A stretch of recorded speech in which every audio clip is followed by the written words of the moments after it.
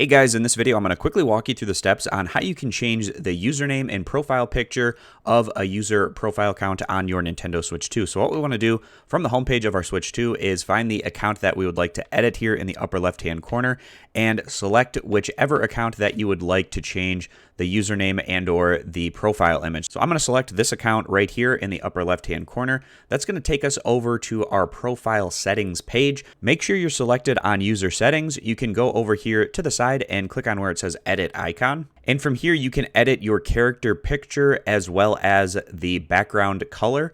And once you do that, you can save any changes that you've made. And you can also edit the name that is on this user profile. Click where it says edit nickname, and then you can edit the nickname in this area and save it when you're done. So this is the area where you're going to be able to change your icon and nickname in your profile page user settings. You can find those right under your profile settings, and it should be a pretty simple and straightforward process. So I hope this quick tutorial is helpful. I appreciate you guys stopping by, and consider subscribing for more content in the future.